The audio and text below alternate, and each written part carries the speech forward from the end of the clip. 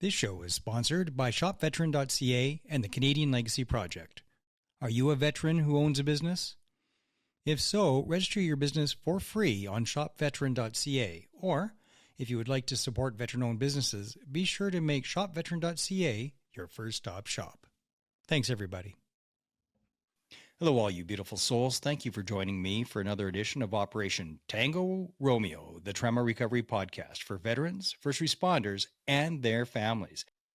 Today, I'm reaching way down south yet again, all the way to San Diego, talking with a Marine veteran and the work that he does in our community. Jay, thanks for joining me, man. Yeah, thanks very much for having me, Mark. It's a pleasure to be on. It's incredible to me that all the resources that work are just like yours. It's you're running a bigger organization than most. Most of them are like 2-3 people at the most. And the feedback that I get from veterans, first responders that use these resources put on by us, by the actual veteran first responder community, are the ones that work the best. That's the best feedback that I get. And yet the system with like the official system down south, it's the VA. Up here it's VAC, Veterans Affairs Canada. Very limited in their offering and very limited in efficacy. But the whole point of the show is reaching and looking and trying to find better resources, talk about those resources, and bringing them to the show, because there is no other place that I know of other than the show that consolidates them all, that tries to find them all, because there's a billion. I could do the show for 1,000 years and not cover every mom and pop shop that's out there helping veterans. But you're more than a mom and pop shop. You got a full board of directors there. You're a good size. So let's start with your service. Why in the world would you join the Marine Corps? Why would you do something so crazy like that? Well, I wanted to stay a part of the Department of the Navy, but I wanted to be in the men's department. So went with the Marine Corps. And actually, it kind of came about in a very odd way. So when I first joined, I wanted to be a pilot. I went to the Marine Corps recruiter. They said, we don't have any pilot slots now. We're overloaded. And this was like 1984, 85. So you're inspired by Tom Cruise? No, this was, no, Top Gun hadn't come out yet. No, it hadn't come out. And so I went next door to the Navy recruiter. They said, yeah, sure, we're taking pilots. And so I started out actually in the Navy as a pilot. And the Navy and I didn't agree with one another very well. And and at one point, after getting my wings, and Top Gun, as you mentioned, it came out while I was in primary flight training in Corpus Christi. So the theater that night was just full of student naval aviators, instructor pilots, and then the what do you call them? The clingers on. So it was a great night. Everybody was like tailgating in the parking lot at the theater. Had a great time. But after I got my wings, got to a squadron, to what's called the Fleet Replacement Squadron, where you learn to fly your fleet aircraft. I got in a little trouble. They tried to take my wings. They boarded me twice. And I said, well, you don't want me and I really don't want you. So how about you just give me orders to buds and I'll go away. I won't fight this. And I've never seen orders for anything come through so fast in the military. I mean, the next morning I had orders to go to buds. Unfortunately, an admiral got a hold of everything and he stopped it. He said, nope, we spent too much money training you to be a pilot, and you're just about to leave the RAG, and so you're going to stay in the air wing. So I did that for a few more years, and then learned of an opportunity to do an inter-service transfer to the Marine Corps.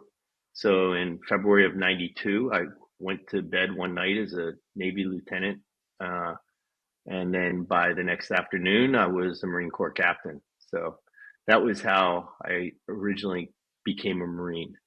Um, so from there, went to a career level school for Marine captains, and then went on to fly C-130s for a year, maybe, and realized that that wasn't really what I wanted to do.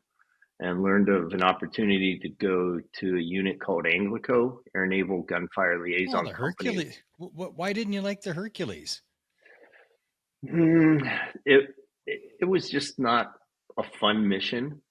It was primarily aerial refueling, and the squadron I was in was very parochial.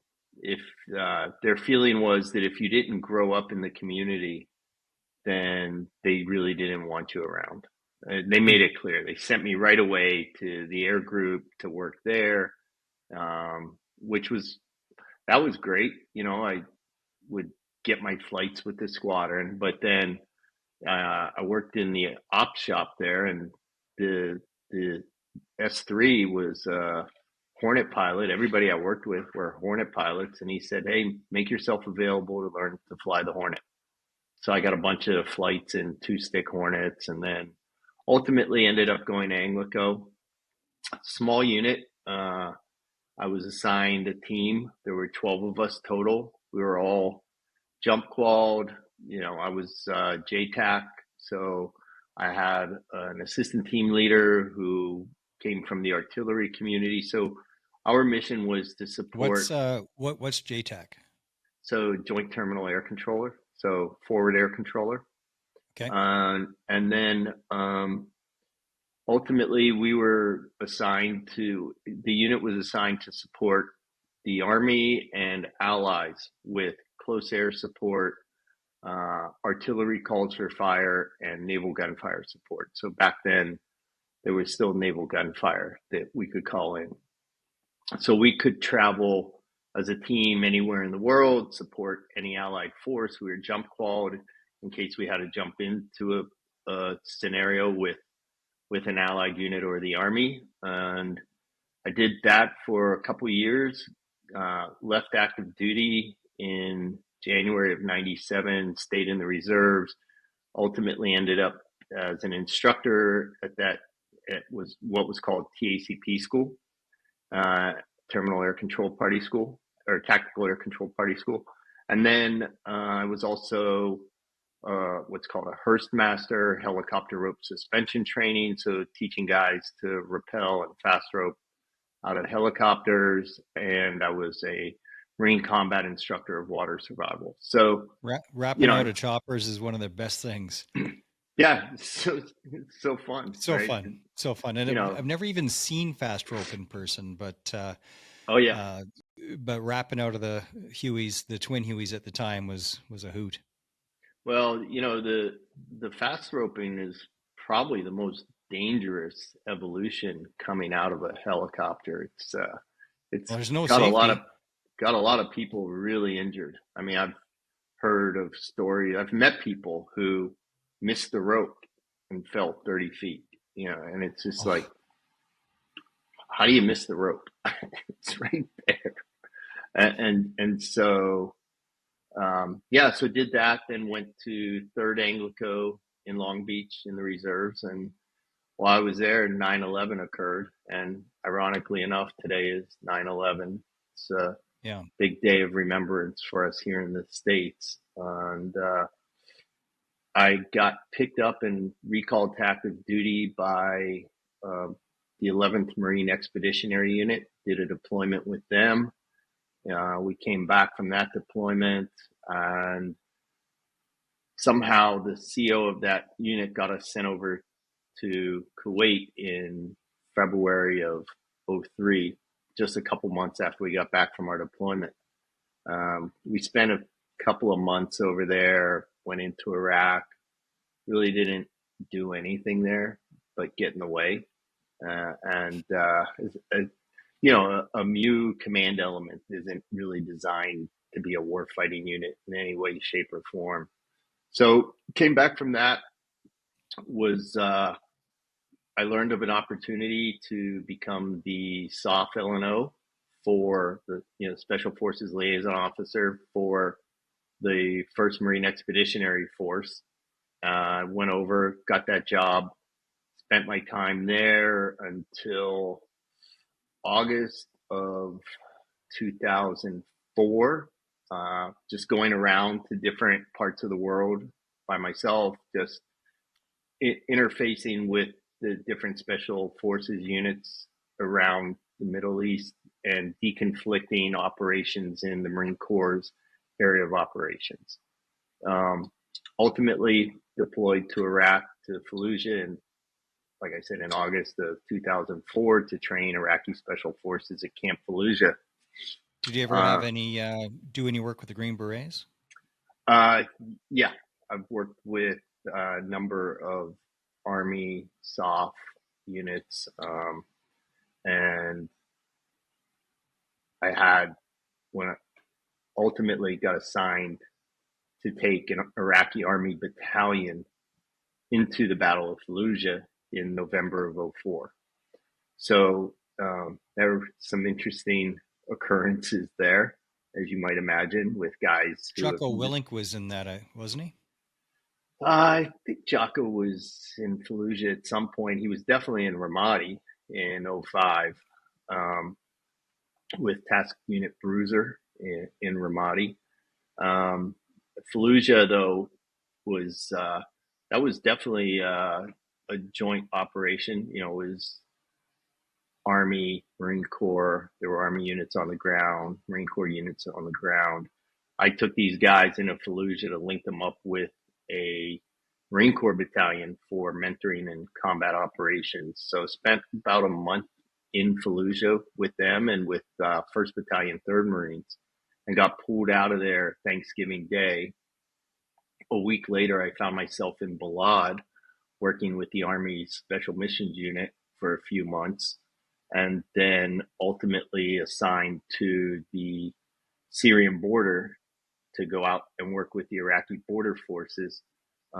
Spent the rest of my time in Iraq out there, got pulled back, sent home, and then was the deputy director for advisor training. So we had the military and police and border transition teams. So we were running programs for them. As I was doing that, the Marine Corps was standing up Marine Corps Special Operations Command, MARSOC, and from the deputy commanding general at 1MEF, 1st Marine Expeditionary Force, got selected to stand up MARSOC. He invited me to go with him, and I went back to him a couple of days later and told him I was going to retire. So, yeah. How long were you in total? 21 years. Oh, that's a full ride. Yeah, it was. It was good. It's crazy to think now that I've been out for almost as long as I was in. Yeah. But you're never ever fully out. It's with you forever. No, you're not. I mean, it's crazy. I'm still part of a group on Signal that does high value asset recovery missions. We got tasked at one point in 21 to go extract people from Afghanistan. I was called in October of 23 to go work with Mossad. And I would have been all over that mission, but my son was at the time 16, 17, and it wasn't a Marine Corps deployment. It wasn't like I had to go. So I asked him what he thought about it. And he said, well, what would you be doing? I said, well, it would probably be, high value target capture kill missions in Gaza. And he said, I don't want you to go. So I had to take a pass on that. But, you know, even at 63, I was getting called to go be part of these really important missions. Yeah, high speed, low drag. Yeah, very much so. So, talk to me about the name on your hat, the Mission Within Foundation. How did that get started? So Mission Within Foundation is the brainchild of Dr. Martine Polanco, who is the OG in treating veterans and first responders using alternative medicines, so psychedelics. And he already had started several years ago, back in like 2016, the Mission Within, which is a center that treats veterans and first responders using psychedelic assisted therapy to overcome the ravages of trauma, uh, induced various ways, but primarily traumatic brain injury and PTSD, post traumatic stress disorder. And so he decided in February of 24 to begin this organization. So, I've covered psychedelics quite a few times because for myself, one of the best things has been psilocybin.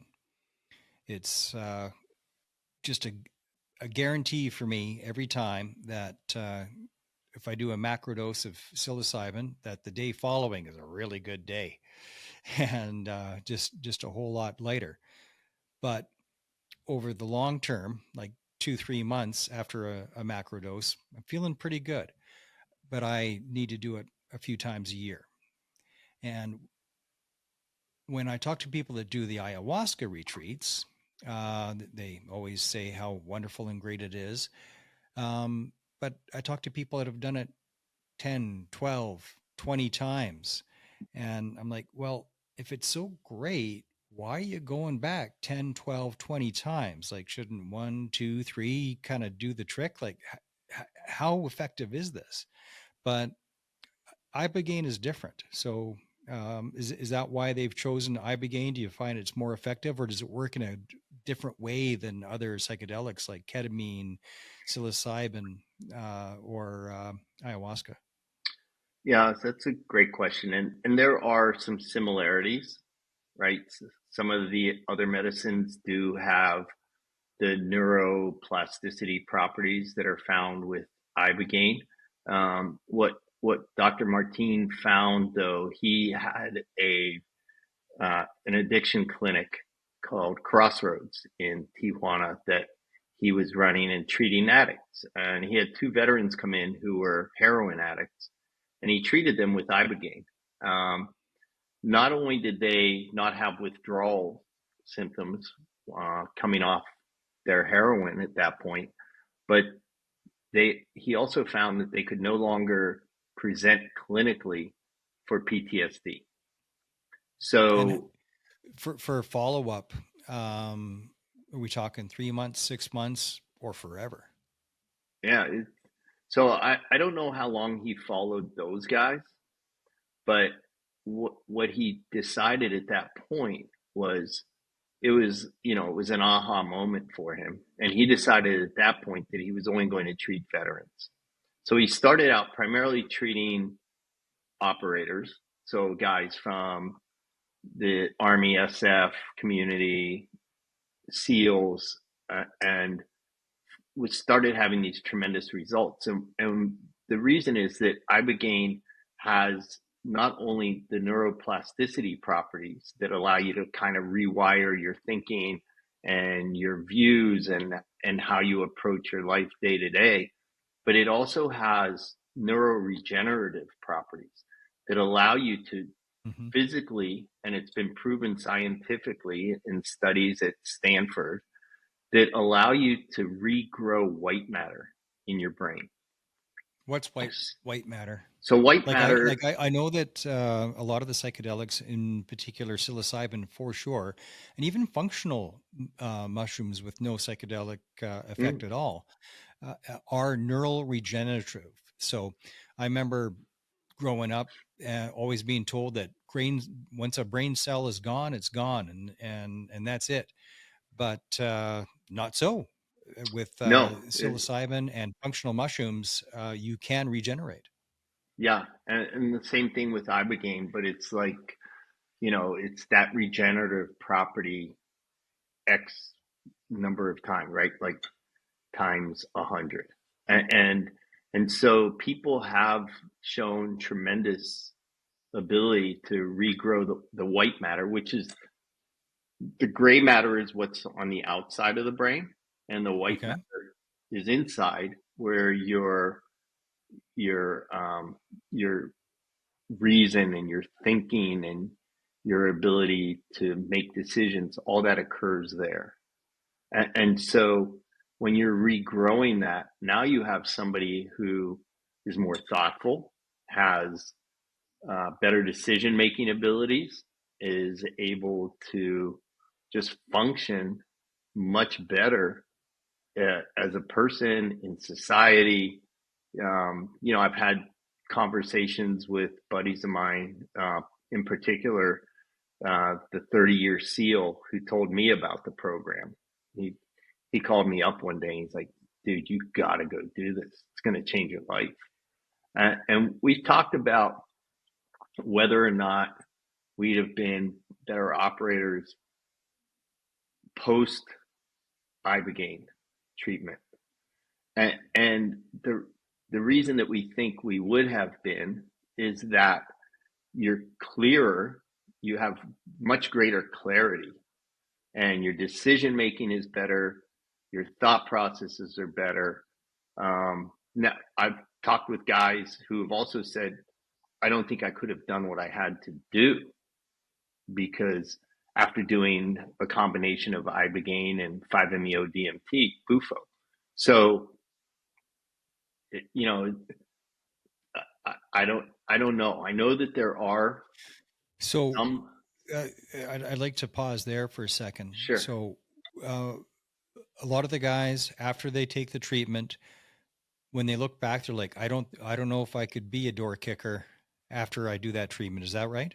Yeah, exactly right. And Like, and what are the insights that they received that made them think, geez, now that I'm looking at it this way, I don't know if I could go and kill those bad guys. Like what was the shift there? yeah, I think it's because when you do these medicines, especially in tandem, you're not only clearing a lot of the trauma that you've had, and which is probably part of the reason why we went on to do what we did, but it allows you to overcome a lot of self-hate and guilt and anger. You feel a lot more compassion for others. You learn how to show others grace. You learn how to show yourself some grace. And I think that, having a different moral compass, maybe, or just a better moral compass, makes it more difficult to do the things we've had to do. Now, I will Well, say, the whole way that we're trained, and I mean, just watch a Vietnam movie, right? When you're using pejoratives and to dehumanize people, that's all on purpose, and it's actually pretty necessary. Because when you dehumanize somebody, I'm gonna go kill Charlie, the gooks, and other pejoratives, that has to happen to dehumanize your targets so that you have the ability to kill them without really grasping that you're ending a human being. The enemy has to be less than, has to be subhuman, or it's a pretty damn tough job if you're killing humans. But if they're subhumans, well, then you can do it. And that's on purpose. And I believe it's a natural defense mechanism that we just do anyway. Like if you know that this is the job and this is what I got to do, your brain just kind of does it automatically. But the training absolutely reinforces that. But with any kind of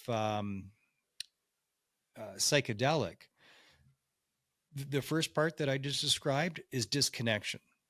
You're disconnecting from that other person. Because if you feel connected to that person, it's pretty tough to kill somebody if you feel connected. That would be like killing somebody that you love, like a family member. It's like, well, no, I'm not going to do that. I'm not a psycho. But if they're not a family member, they're an enemy, then you're as disconnected as you can be from them. And if you see them as subhuman, that's disconnected. Whereas in psychedelics creates connection. And so if you are connected to yourself, it is natural to feel connected to others. And that's where, as you were describing, empathy for others and empathy for yourself, that's all connection, actual connection. And that happens through psychedelics. So if you now feel connected to what's supposed to be your enemy, well, that's like killing a family member. So I understand why they wouldn't, what they looking back at is like, geez, I don't know if I could have dehumanized that person, which is kind of required if you're going to end somebody. Um, Civilians keep forgetting that that's actually our job. Yeah, I was Right. an infantry. My job was to kill. That's, you can wrap it up in any way you want, but that's the job. And Correct. uh, but we always use terminology to sort of fluff that up. You know, I'm fighting for freedom or whatever it is. Right. I'm killing. That's the job. Yeah. And that's, yeah, that was very eloquently put. And that's why you're the podcast host and I'm just some guy in San Diego today. But, that's exactly right.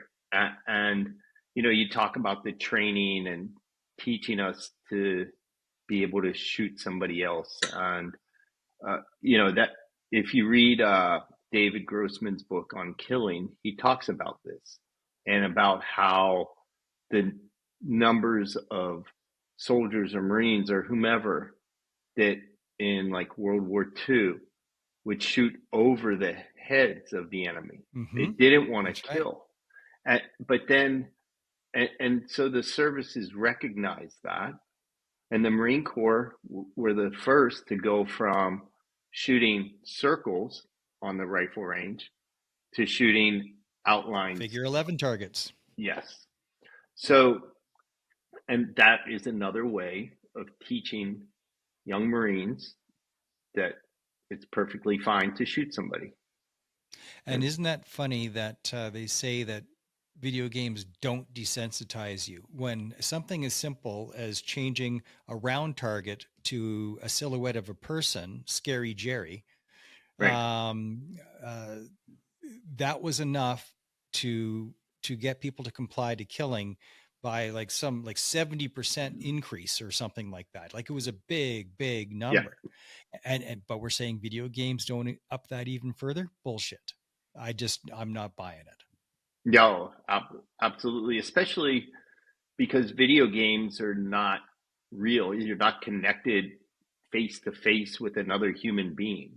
You're Yeah. some anonymous bot in your mom's basement, and you're playing these games, these first person, you know, kill games, and you just think, well, this is easy. I'll just go out and shoot somebody. And unfortunately, I think that's part of what's led to what we're seeing in society today, where just yesterday, as we were talking before we went on air, we were talking about Charlie Kirk being assassinated. And I think that this this video game tie-in has something to do with this, where people just think it's okay to just they pull a trigger in a game and you regenerate. But in real life, that's not what happens. No, and I watch how the people that are cheering it on or not upset, um, some of their reactions. One of them in my timeline saying, "Oh, it was special effects. It was a squib. You know, it didn't actually happen." I'm like, "Oh my god." No, no, that was real. That's what it looks like when somebody gets shot in the neck. Yeah. And if you've never taken a life, I can see how people would just assume, you know, in their mind, they're like, oh, wow, that doesn't look real because they don't know what real looks like because they've never taken a life. And even as a guy who's a big game hunter, I looked at that and go, yeah, that's exactly what it looks like. That's That's exactly horrific. what it looked like. It was not a squib. Um, Charlie's dead, and he died from that shot. And Sadly. it's sadly, brutally, it's yeah, it was. It's not special effects, but when people just aren't indoctrinated into violence, Right. their brain just can't compute it, so it sees something else. Yeah. And the sad thing is that there will be some small fringe of society that will praise the shooter, the assassin, as a hero, just as they Not did, so small. just as they did with this Mangione kid who assassinated the United Health CEO. I mean, it's just horrific what's happening, and it saddens me to see this. It's like violence at that level. There's no call for that. It should be abhorred and reviled by every single human being. And, and sadly, it's not. Charlie said it all the time. Violence is what happens when discourse fails. Like, why are you Right, doing this, Charlie? Why do you keep doing this? Because bad things happen when discourse fails. right, And whoever shot Charlie is somebody that was unable to engage in the discourse. So, had they the acuity, the cognitive ability to engage in the discourse, it wouldn't have kettled, it wouldn't have boiled over, right. and to the point where that person felt not just justified, but probably felt obligated, like that person's the hero, who's still at large, by the way. Nobody's caught it. That old guy that they got, um, he was nobody. But the killer is still at large, so we don't know what that person looks like or what their profile is yet. Yeah, so they need to offer a big reward for information leading to that person's capture or kill. That's, I, certainly somebody would claim that reward. Uh, you know, You know, I often talk about on the show how a post-traumatic stress injury is an injury of disconnection, kind of like we were talking about earlier, and about connection and disconnection. Disconnection is the dysfunction. Disconnection allows you to kill. And connection happens through dialogue. It happens through discourse. And that's what Charlie was all about. He was trying to create those connections. He didn't hate anybody. He wasn't anti anybody. He wasn't trying to take no, anybody's civil rights away. Um, Nothing. He was trying to create connections. He was trying to reach across the aisle and have honest conversations. He didn't show up to try to beat you up with his words. He tried to open your mind. That's all he wanted to do. And that's what made him dangerous, because he because if you open your mind and your heart and allow yourself to connect to another human being who you disagree with, that's Christianity. right, That's what is preached about in the New Testament, and that's exactly why Christianity has been under attack. Because if you actually listen to the lessons, it's about connection, and disconnection is the poison. That's the chaos. That's what we have. When there's connection, when I see you as a human being, not as my enemy, I can't kill you because I right, love you, because you're a right, person and you're deserving of love. And and that's what's happened with this left right bullshit, is not seeing each other like human beings. And it's not a left or right issue, it's both. If you call a liberal a libtard, you're not helping. You're not helping by calling somebody a libtard. You know, it's a disgusting term anyway, but not helping. You're contributing to the problem. And you're no different than the people that are cheering on Charlie's death. You're the same. So don't be the same. Be better. Yeah, Sorry, that was my and soapbox moment. well, and words have consequences, right? Yeah. If you preach to a certain group long enough that somebody is that President Trump is Hitler, that he's a Nazi, that he's a fascist, some crazy person is going to take it upon themselves. They're going to think, well, if that's true, then I got to get rid of him because look what Yeah. Hitler It's an did. obligation. It's an obligation. And that's what happened with the two assassination attempts on President Trump. And now That you we see know of. it, right. And now you see it devolving to they think they'll just assassinate anybody who supports President Trump vocally, who is out there, that if you speak contrary to this crazy ideology, and now you're a target. Yeah. And so you have people like Sage Steele, whose daughters are telling her not to go and do speaking engagements because Sage is an unapologetic, you know, wife, mother Christian, and really it's a true attack on Judeo-Christian values. It's an attack on decency, morals, morality. It's it's disgusting. It makes me sick to my stomach to think about it. The people that hate Christians have no idea what a Christian is. And I understand why they hate Christians. Like, I 1000% get it. It's because they keep being told that Christians are your enemy. And they keep Right, using gross examples like the Western Baptist Church, like those frickin' nutters. And it's like, no, that's no more Christianity than ISIS is Islam. right, No, it's not at all. And most self-professed Christians aren't Christians. Like, most aren't. They're just not.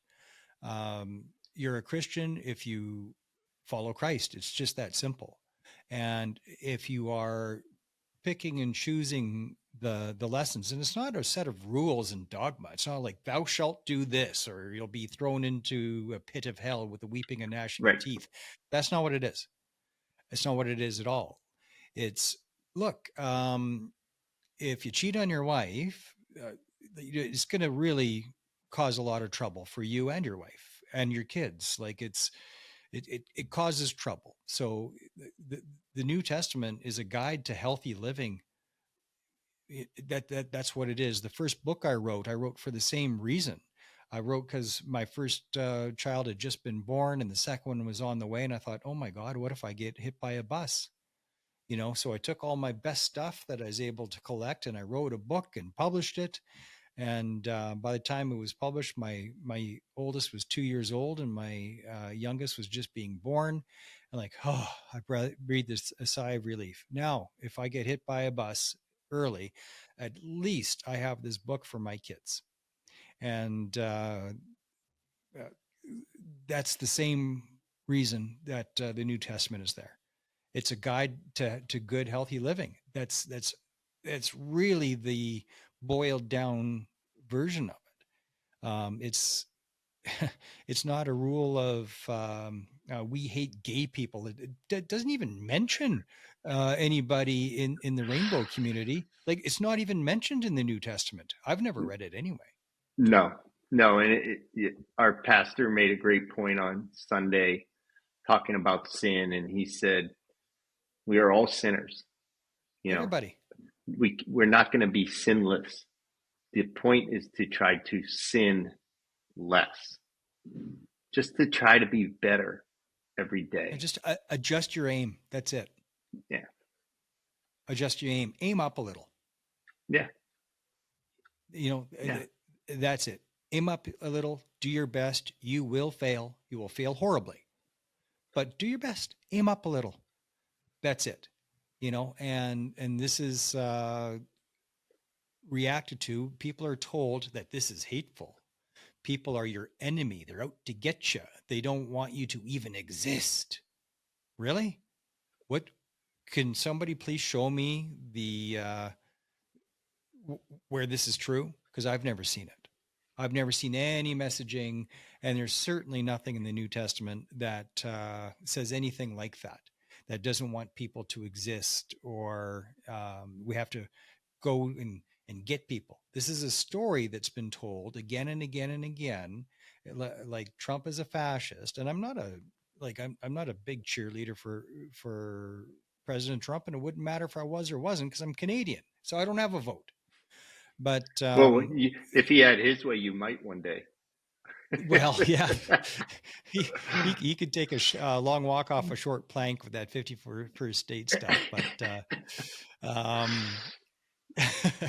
that's another story. That wouldn't be the worst thing, though. If we were a territory, maybe that'd be all right. There you go. But completely different discussion. But even that, maybe it's not a different discussion. How people would just get twisted about the 51st state talk. It's like, well, slow down. First of all, have you ever read any of Trump's books? He's got like 4 of them. He aims past the target in negotiations, right? Yeah. I don't think he actually expects, like, he would love it. Like if he could annex Canada, sure. he'd be like, hey, look at me. I mean, he's a real estate guy, right? And we're a pretty big chunk of real estate. More golf courses. Oh yeah, we're a prime location, but and there's a national security argument to have the whole continent to yourself, right, under one flag, which we basically are anyway. But it's his opening gambit, is what it's called, right? Right. Like he doesn't care if we're the 51st state. That's bullshit. He aims past the target, and he'll settle for something way less than that. Yeah. It's a bargaining tactic. It's all it is. So people don't have to get all wrapped up around the axle about it. The greatest negotiator ever. That's how he's made his money. Yeah, he's good at it, obviously, and I think everything about that guy is about negotiation position. Like, he never stops. That's why on the top of a building, he has a giant, his name, right, 80 feet high across the top of every building. That's because of negotiation position. Because you're going to do a deal with a guy whose name is 80 feet high on the top of the frickin' building. And then you big, long elevator ride all the way up to the penthouse. And then you get there and it's fancier than the Taj Mahal. Like, you are not in a power position negotiating with the guy, right? Like, he's already got the upper hand just with overwhelming you with, I'm the boss. Correct. And that's, I believe, why he does it. And then his wall of his office covered with all the magazine covers that he's been on. Bit of narcissism, probably, but it's more of, see, I'm the frickin' man. So it's negotiation position, and it's smart, and it works. And that's why he does it. It's simple and it works. Yeah, I mean, that's part of the whole tariffs thing too, right? Like, you start very high and then you get people to come and talk, right? It's not really bullying like people think it is. It's negotiation. Negotiation position. That's it. That's all it is. And isn't that his job? I mean, I'm a Canadian, so I'm on the shitty end of that stick. But isn't that what you're supposed to do? Like, you're supposed to fight for your country.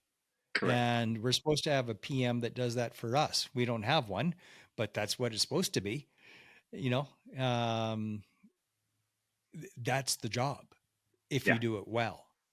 And you're a bully. You mean strong? Is strong, if you're stronger than the other person, does that make you a bully? I don't think so. I think it just makes you stronger than the other person and you don't like it. Well, and it's not even, it's your position is stronger. Yeah. You're smarter.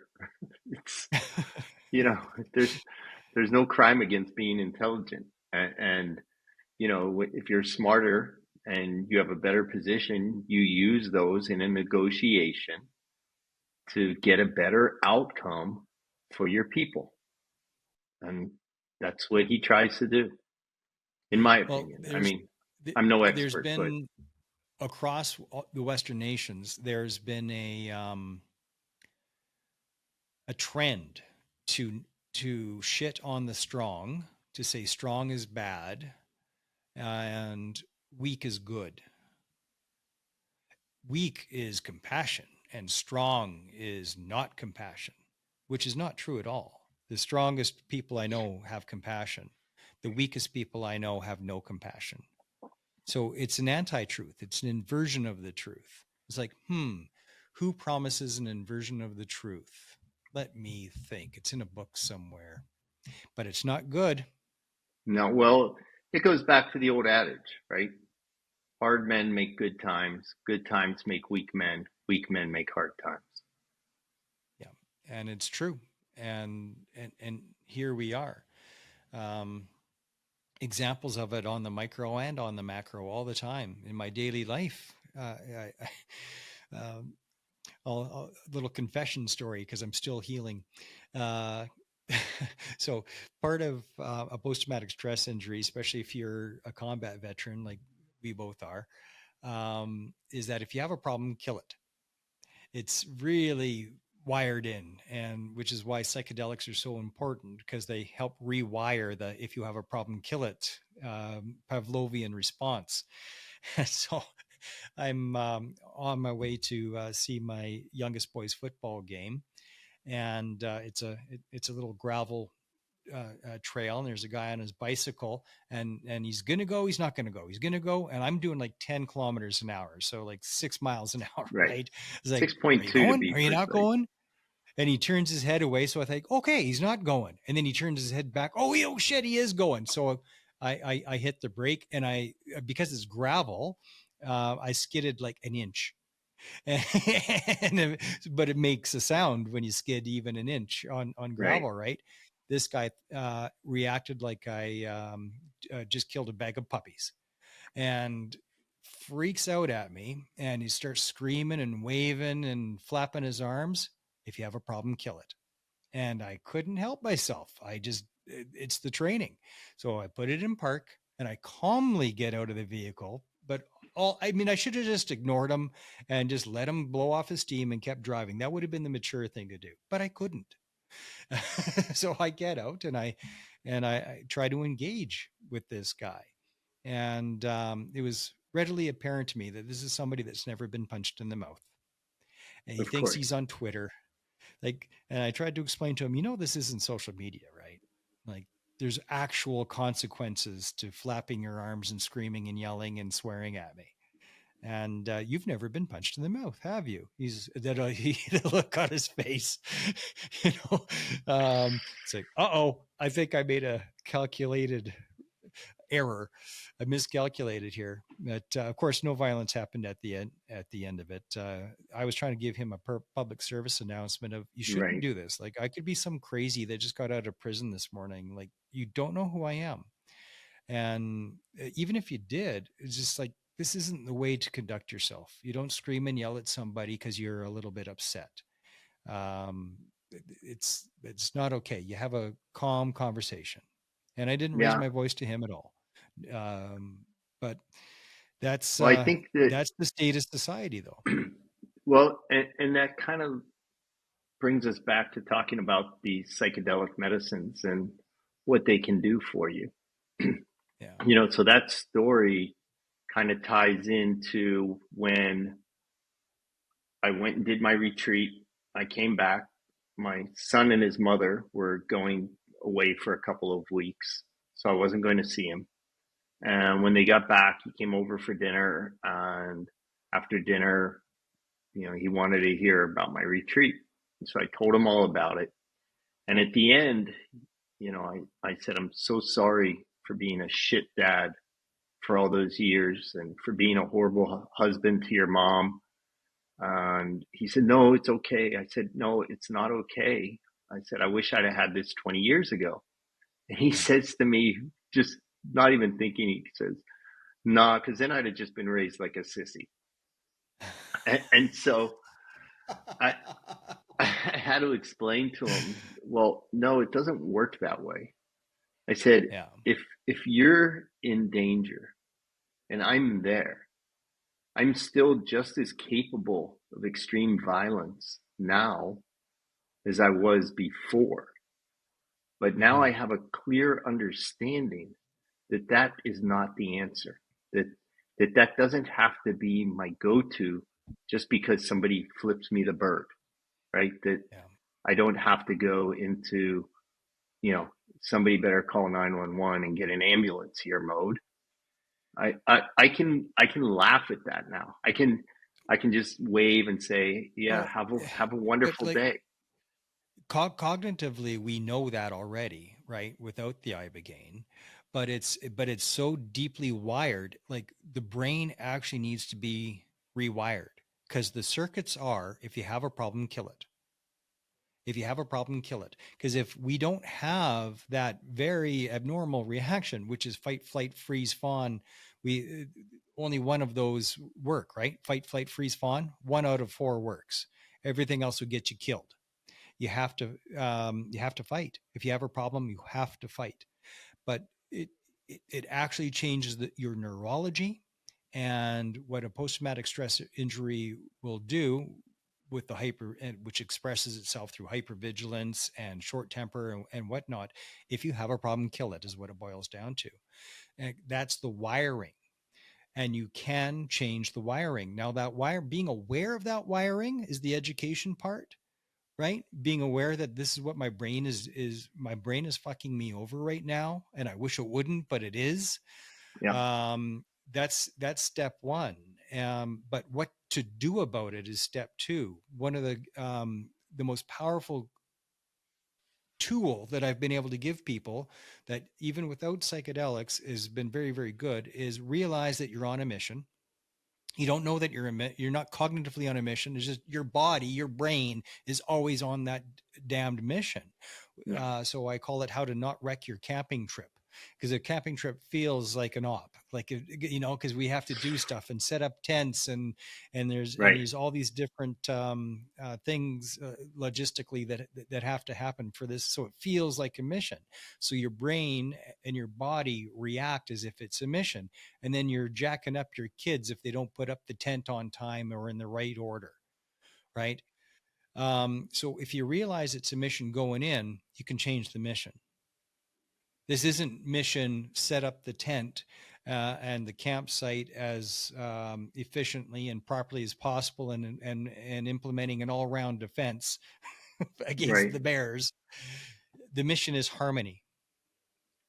I'm not going here to set up a tent. I'm going here to have a good time with my family. I'm not going here to set up a campsite. I am going here to make memories, positive memories with my family, and that is the mission. So you find the cheese slipping off the cracker, you can call a timeout on yourself and go, "Oh shit, I'm going outside mission scope. I'm on the wrong mission. I'm failing. Get back on mission." Harmony. Harmony. And if you can't achieve that, don't go camping, I guess. But for me, it was the dinner table. I was on a mission. I didn't realize it. I'm jacking up my kids and I can't stop, but I didn't know what was happening until I knew what was happening. And then I share it, change the mission. And when I changed the mission at the dinner table to harmony, then I could just let go of all the stuff that was causing me stress, things not happening the way I believe they need to happen. I just let go of it all. That's not my mission. My mission is harmony. yeah, And what the psychedelics do is that they take it a step further and actually change the wiring. So they help you. They help you on that process of finding a new mission, of disengaging from have a problem, kill it, disengage from that, and engage in something that actually is good for your life and your children and your marriage, which is the mission of harmony. Yeah. Yeah. And that carries over to just everything you do, right? Mm-hmm. If you're driving and somebody's honking at you or they're flipping you the bird, right? What I've learned is that I don't know what's happened to that person that day. Yeah. Maybe their wife left them or their husband, whatever it is. Their dog died. Their kid is sick and in the hospital. You just don't know.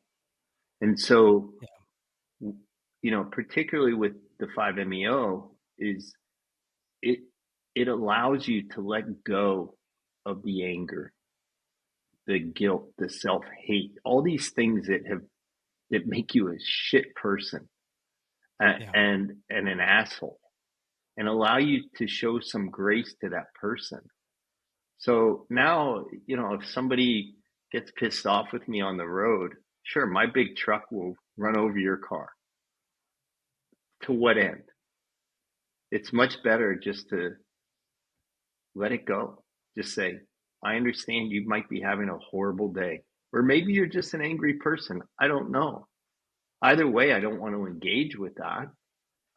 I just wish you the best. Yeah. Just another example is I was a few months out from my retreat, and my son was he was very late to the driving game. So as I'm finding a lot of kids are these days with Uber and Lyft, they get around, they figure it out. So I took him for his learner's permit, and I'm an Idaho resident, so I don't have a California driver's license, but I do have a place in California, so I have uh, lease documents, I have electric bills, all these things, and I've got them electronically, so I knew I had to have them at the DMV. So, we made the appointment. We drove 30, 40 minutes to the DMV location where he was going to get the permit. And the lady at the DMV said, well, we need paper copies. So old Jay would have started cursing out this poor woman who doesn't. Out comes the knife hand. Yeah. Listen here. Right. Listen. Yeah. And, initially I felt that, like I could feel that coming on. And then I stopped. But you caught it. And I thought, Yeah. This poor woman doesn't make these rules. She works here. She has a thankless job at the DMV where people are just wired to come in and be nasty to her. Yeah. And so I calmly said, I understand. Thank you. My son and I walked out very calmly. In the old days, I would have been slamming doors, cursing, which only would have upset him, right? And probably everybody there. And they would have looked at me like, look at this asshole. What kind of example is he setting for his child? But instead, we walked out, and I said to him, I'm really sorry, son. He said, no, it's okay. I said, no, I'm your father, and I failed you, and I apologize for that. And because he didn't get upset, he was able to process differently as well. And he simply said to me, no, Dad, it's fine, because now we have more time to do something together that will be more meaningful to me. And that's beautiful. It's like, that's the best you can hope for. It doesn't get any better than that. And I wouldn't have been there without these medicines. So tell me about Project LifeSpark. Yeah, so that's a great question as well. A young Canadian veteran, a guy called Jeremy Hudek, had the opportunity to learn about the Mission Within Center, where these treatments are taking place, and he actually went.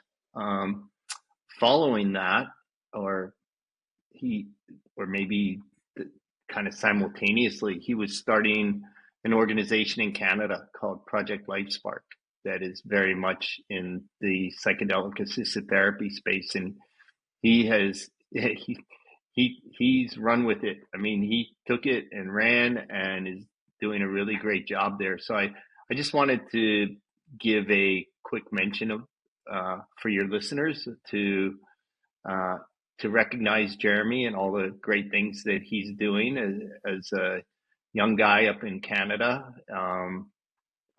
I got to meet him at Psychedelic Science in Denver back in June.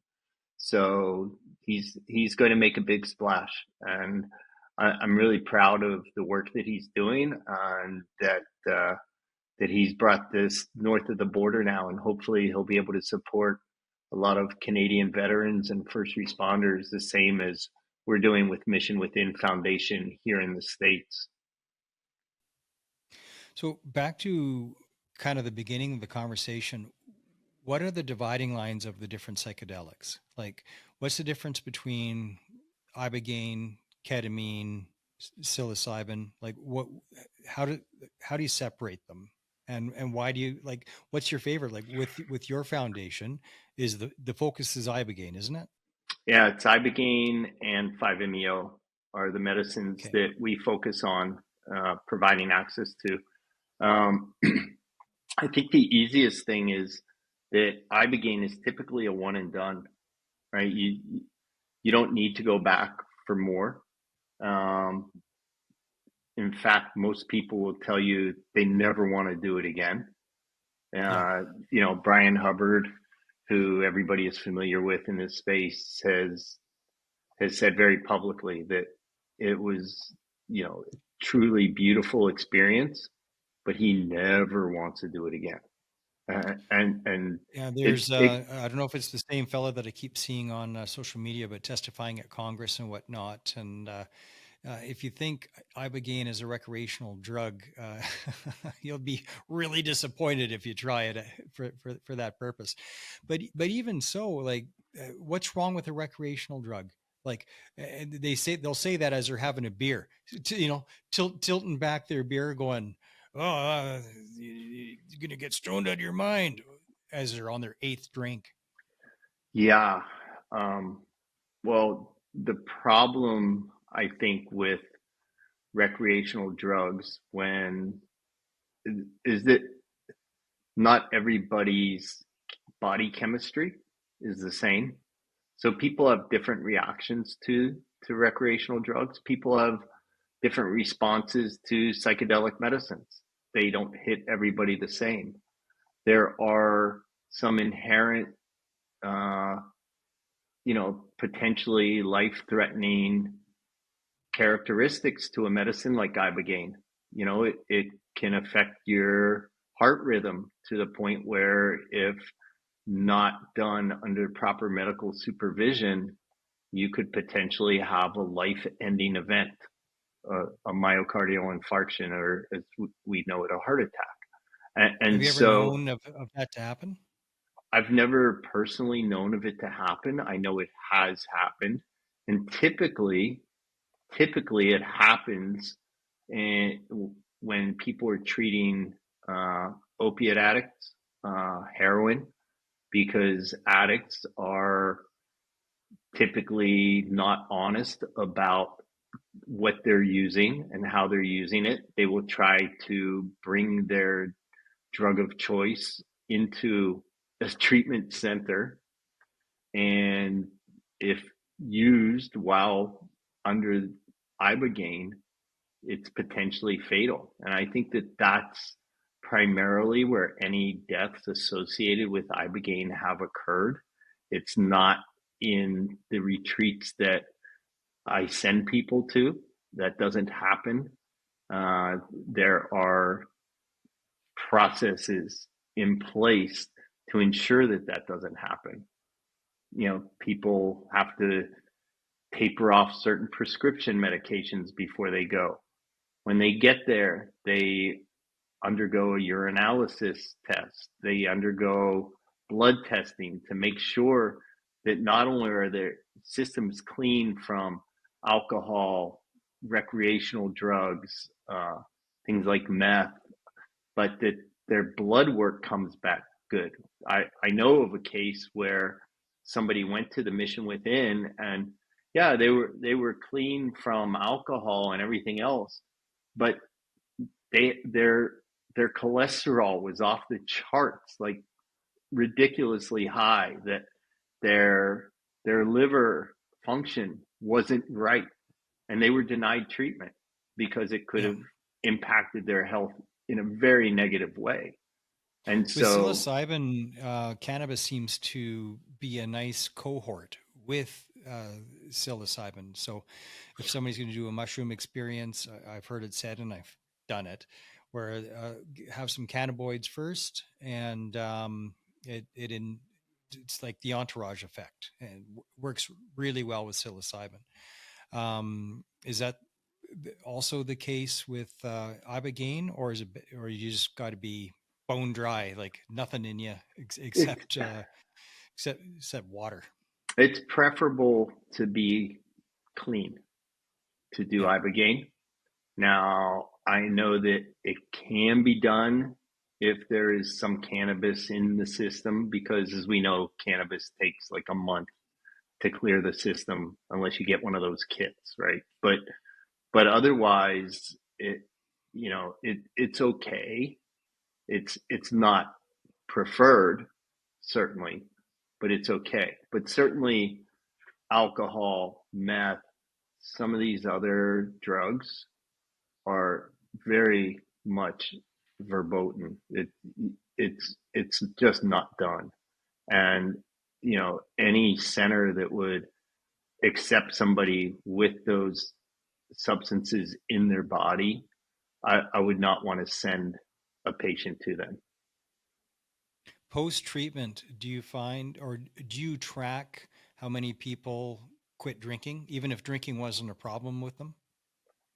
We don't track that specifically, but what we do is we do some research on patients who go through, primarily through surveys right now, and and then they're given the surveys pre-retreat, and these are like surveys that measure post-traumatic stress, traumatic brain injury, depression, quality of life, and then we give them to them like almost immediately after the retreat, and then 3 and 6 months after. And anecdotally, the evidence that we're finding is that people will say they've quit drinking and they've quit smoking marijuana. That was true in my case. I just Mm-hmm. it was like I had no desire for it anymore. Like Yeah. I've been a year and a half sober now, and so I mean, it's not that I was an alcoholic, but I drank a lot. Like I drank a lot of bourbon and tequila. 3 drinks a night easily during the week, and Yeah, when then COVID came weekends on, was I got more. up to 5 or 6 a night for like a month. And I mean, it didn't start at 5 or 6; it ended up at 5 or 6, and all of a sudden, I went, "Oh my God, what am I doing?" And it was psilocybin that changed. Like it just gave me a perspective on it, where I didn't want to do that anymore. And it's been over 5 years now without a drop, because um, I see it for what it is, or at least I see it differently. And it's not something that is a benefit to my life. It's a net negative. So I just don't do it. And Oh yeah, and I that's mean it. there are so many things that alcohol causes, so many types of dysregulation with your body, right? And I mean inflammation alone. If you Mm. stop drinking, you'll notice you lose weight, you reduce inflammation in your body, you feel better. And I've always been a pretty competitive athlete in anything I've undertaken. And, I noticed that after I went and did my retreat, that, you know, immediately I'm clearer. So I was able to learn new techniques in jujitsu faster. Sure. My jujitsu still sucks, but but but I was able to learn things faster than I could before. And I didn't have the inflammation in my body. As time went on, the inflammation went down and down and down. So I didn't have that to hold back my performance in any way. So there are so many benefits to not drinking. And I'm sure that the alcohol lobby is now going to hate me for saying this, but it's true. Well, in the alcohol market, the number one selling, ironically, the number one selling items, or the biggest growth sector rather, is in non-alcoholic drinks. Used to be for a beer, all you can get is that horrific Molson Excel. Oh, that's in Canada, a horrible near beer. Uh, and now they have all kinds of craft, like they're excellent, You're excellent, great. excellent craft beers, and there's breweries popping up every other Tuesday, and the alcohol free sector of wine and beer is on the rise. It's just it's a huge growth sector. Yeah, I, I mean, I drink a lot of the Heineken Zero Zero, Yeah, yeah, and good and stuff. there are others Bex is out better. there. Is it okay? I'll have to try the Beck's because I do enjoy the taste. Right? It's Yeah, if I'm having a steak dinner, it's nice to have that with it. I like yeah. it. Or if I'm having Mexican food, I want to have a beer with it, and it In tastes good. Calgary, there's a brewery, One for the Road Brewing. It's just so good. Anything you want, if it's an IPA or whatever. First time I had an IPA, it was in Baltimore. I'm like, this is terrible stuff. It's so bitter, but now I love it.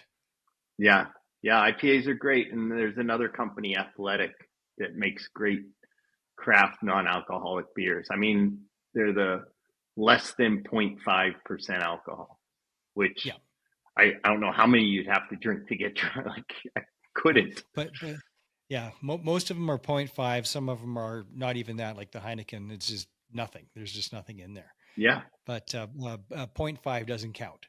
no, no, no. It's, yeah, so I feel perfectly fine drinking those. I'm, uh, there's no next day fog in the morning. I was using psilocybin primarily to sleep at night, and I don't need that anymore either. I'm good, and without the Ibogaine, I certainly wouldn't be here.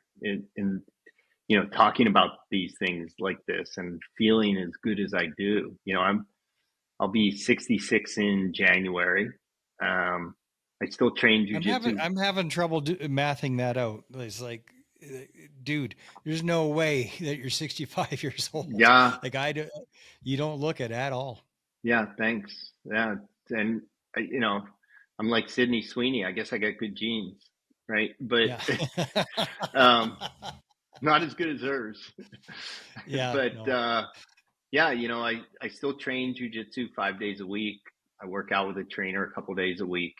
I'm able to do all these things, uh, and I think a big part of that is that I don't drink.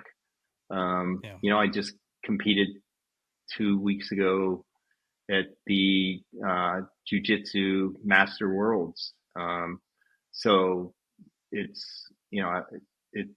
I think they go hand in hand, right? Like if I your started body arm is just wrestling at the age of 49.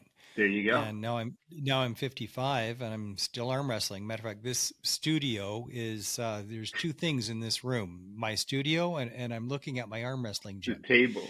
So yeah, I'm looking there's the table and the weight stacks, and like you got to do something. And part of quitting drinking was like, well, I sometimes I like an evening workout. If I got a beer in me, that ain't gonna happen.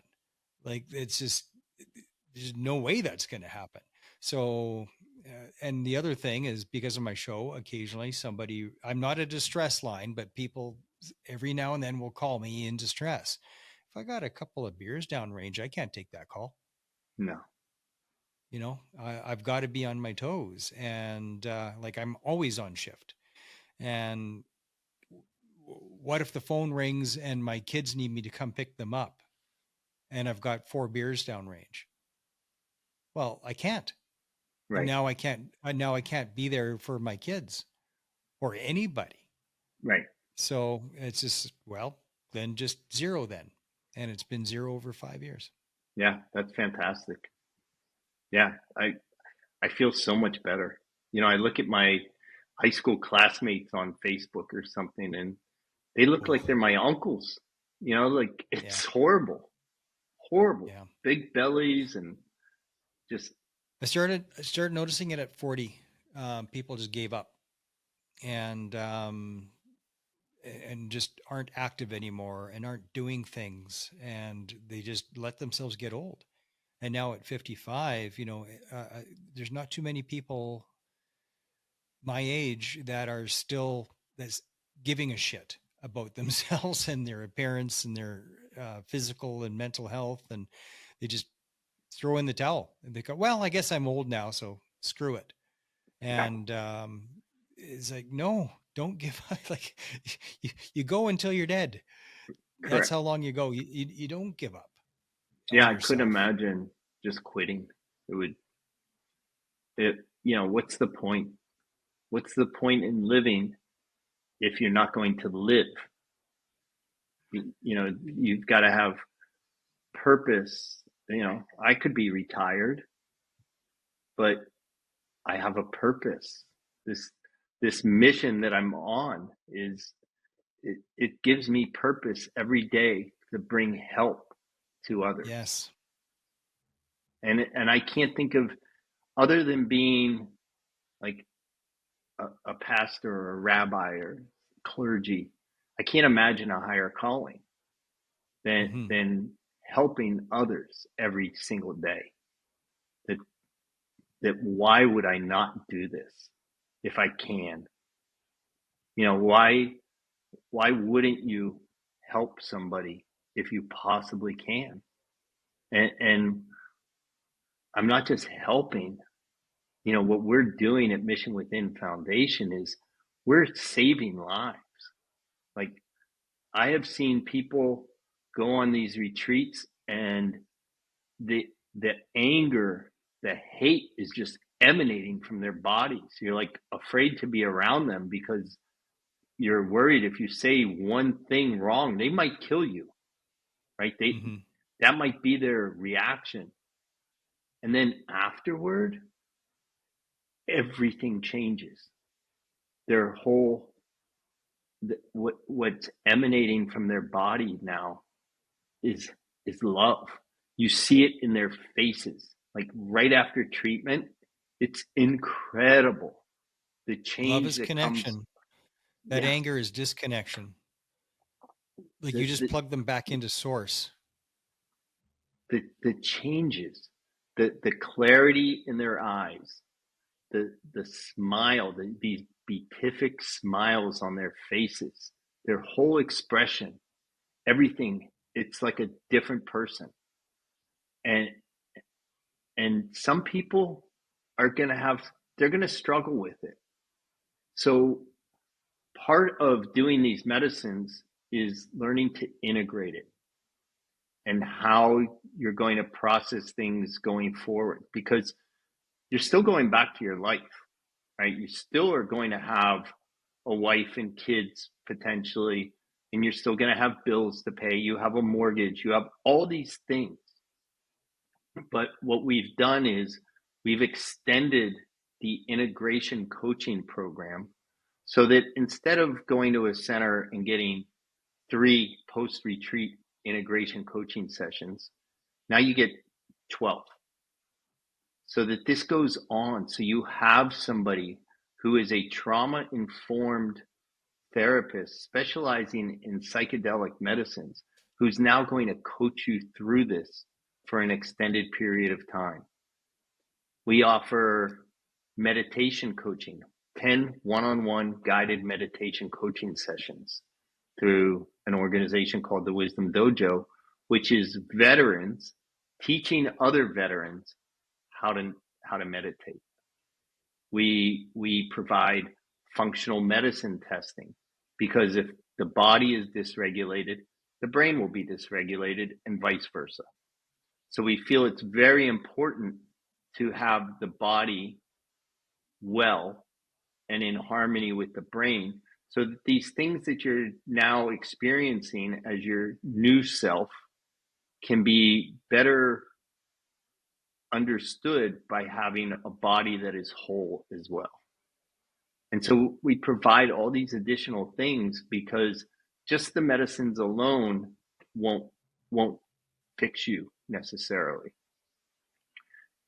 It's the entirety of what's being provided to the people who go through the program that really helps. And what we're finding is that a lot of the guys who go through, eventually they say, well, I want to become a meditation coach. And they go and learn to do that through Wisdom Dojo. Or I want to go now and learn to become a coach for these people to become an integration therapist.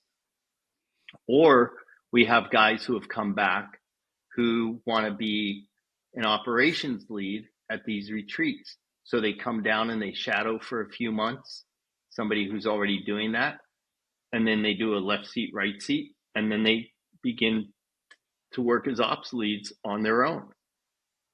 And we also provide upfront an appointment with a psychiatrist as kind of a wellness check, just to make sure that this person will be able to safely taper off their meds before their retreat, or to make sure that they have a safe environment to go home to afterward, right? If you come to one of these retreats and you go back to a situation where you're homeless, it's gonna put you back in a very horrible situation. So we do all these things out of an abundance of caution and safety for the participant. Jay, are you familiar with the story of the 100th monkey? I think I am, but I know I've heard some story like that. Yeah. There's these islands, tiny little islands somewhere in the Pacific, used for nuclear testing, and um, there's these monkeys on the island. So the one scientist, he takes the monkey and teaches him to wash his hands or wash the coconut before he eats the coconut, something like that. And then they teach another monkey, and then they start doing it. And by the time they taught the 100th monkey, all the monkeys were doing it. Like it just caught on. And then all of a sudden everybody's washing their coconuts. Um, I think that's going to happen with psychedelics. All the transformations that you see, the work that you do, the work that I do, and the way that we do it, the way we talk with each other, I think we're going to hit a critical mass point and that 100th monkey hits. And then it's like a flash across the globe. And people learn to let go of hate and fear and to connect with other human beings and not other people. Stop with the othering and realize that we're all one people. There's only one people. And there's only one planet. And we are not separate from each other. We're all connected. And I am you and you are me. And when people get fast forwarded on that path through psychedelics, what a radical transformation. But I'm thinking once we get to that 100th monkey, there's going to be so many examples that I think we could change the world. Yeah, that's beautiful. I just pray that we get there sooner than later. Yeah. I've always said that this isn't just good for veterans. We need this as a society. Imagine if everybody could be safely and effectively treated, given the opportunity, if they want to, with these medicines, with Ibogaine, with 5-MeO-DMT, with psilocybin or ayahuasca, whatever it is, that we would look at one another differently. We would look at one another. There would be no more political division. It would be over. We would look at each instead of, other like you just said, right? Like, yeah, I am you and you are me. And I people am would you see that. and you are me. We are not separate. We're not left. We're not right. We're just people. And when we, the more that people realize, once somebody realizes that, instead of trying to be right, which is just your ego trying to win, instead of trying to be right and focusing on, I want to be right, it shifts to, I want to understand. And if we can shift from, I want to be right, and just throw that down the toilet and shift to, I want to understand, it takes strength to try to understand. And we have a weak society right now. We have a weak society that does Yeah. not have the strength to be curious, that does not have the strength to try to lift up their neighbor.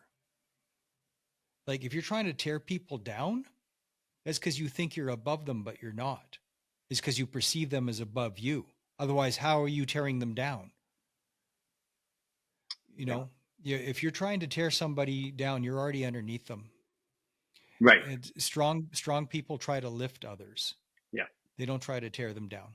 Yeah. It's the, it's the, like somebody blowing out your candle so theirs will shine brighter effect. Yeah, And yeah, it's and like, that and that you don't have and to that's do that. all the screamers and yellers about their politics. That's what they're trying to do. They're trying to blow out your candle so that theirs is brighter. And Yeah. say, no, we When I've been sorry. a business executive, one of the things that I found in, you know, in industry is that when you go interview for a job, you're interviewing with somebody at a position up here, and they're always afraid that you're going to try to take their job. Pardon me. And that shouldn't be the case. When I've been an executive and had people working for me, my thought is, how do I make them better so that the entire organization is better? And if they get to a point where what we provide them isn't good enough, I hope they can go somewhere and have a better opportunity. I train them to get to that point. Like, don't feel bad about leaving because you've been offered a better opportunity somewhere else. I've done my job. I've gotten you to that point where you're better, and somebody recognizes that. Even though there may not have been, pardon me, a place for you to go here, I know there's a place for you, and I will give you whatever recommendation you need to get that, to improve yourself and improve your life. I don't want to hold you back. That's just selfish and ignorant. And it's better for the entire company to create people, to help them grow, to create people who want to do better for themselves. Ego is the problem. It's one of the books that I want to write. Ego, the devil you know. And it's the barrier to progress. It's a barrier to happiness. It's a barrier to collaboration. Yeah. And psychedelics remove that barrier. Yeah. Jay, I think we're about there. How do people get a hold of you? Yeah. So, pardon me, Mark. They can go to our website, Mission Within Foundation. We have a contact us on the website. If somebody is looking for a scholarship for one of these programs, they can certainly go to missionwithinfoundation.org. We have an application right there on the website. Just fill in the information. It comes to our applications team and it gets reviewed, and then ultimately it comes to me to make the decision. I can say I've not turned down any veteran yet. In just a year, I've awarded more than 140 scholarships, closing in on 150. Wow. And you were talking about how we get this for society. And, it's veterans, right, who are leading the way in this. All these organizations doing this have been started by or are run by veterans. I came into it post my retreat. It had such a profound effect for me that I told friends of mine about this. And I, at the end of the story, I said, I'm going to do something I've never done with you. I'm going to ask you to please consider donating to this. And my friend had been a Marine after college. He's an older gentleman. And then he went to Harvard Business School and he did very well. So they donate to Marines and dogs. And some people conflate the two. I don't know why, but they do. And so I had to make their donation. Do they donate boxes of crayons? That's a great idea. So the guys have something to eat afterward. Right. So yeah, everybody needs a snack. Purple's right, my favorite. Right. So with that, I also made it so it was not only Marine specific, but Marines who had no special operations affiliation. Because previously, what I found is when I got my scholarship, these organizations really were focused on special operations. And I didn't want that to be an impediment to anybody. Like, there should be no discrimination here. Like, every veteran who needs this should have access to it. Yeah, you have an injury or you don't. Right. Like you're in pain or you're not. And my friends said, okay, we're going to give this some serious consideration. So as luck would have it, 9 days later, they were having their family office board meeting. They brought this up. The next day, I get an email from them saying, we think this is very important and we want to begin by committing $1 million. So this was before I was ever affiliated with Mission Within Foundation in any way. And so, 7-8 months later, I found myself running the organization as the executive director. And it's just been like, go, go, go ever since, so there's really, I don't know how I beat that at some point, but that's my goal. Imagine, dream along with me for a moment. You take 100 of the largest employers in America, so the largest corporations who are the largest employers. You take 100 of them. You take all the top executives from all 100, and they all go through an Ibogaine treatment. And then after they go through it, because think about how much better those organizations would run at the end of it, right? They would all run so much better. It would be more collaborative. It would just be so much better. But the trickle down effect of that would be insane. And the donation dollars that would come out of that would be insane because they're like, yeah, I get it now. And of course, I want to support you. Here's all the money you could ever want. So you start at the top and then you go to the bottom and to the homeless and the people on the streets and lift them up so that they can rejoin society. It's like the possibilities are absolutely transformative. Oh, it's 100% transformative what it does for so many people, all these veterans and first responders who we help. And like I said, there should be no barrier to entry for this. It shouldn't matter if you were a truck driver or Exactly. A door kicker. It shouldn't make any difference. And so where do you physically do this? Like, where does this happen? Well, unfortunately, we have to go Or is that a offshore. secret? Well, it's not so much a secret anymore. We go offshore. Primarily, these centers are in Mexico or Cancun, Sure. and because Ibogaine is still a Schedule 1 drug in the U.S. Now we've seen in Texas they just cracked that nut. Texas has. There are other states that are going to be coming on board, probably another 5 or 6 states, like Mississippi just had hearings. Ironically, it's in a lot of the red states where this is occurring. And I think it's because the red states are typically more supportive of veterans and first responders. So you see that happening. But now you even have, you've got Secretary Collins at the Veterans Affairs is on board. You've got RFK Jr. at Health and Human Services on board.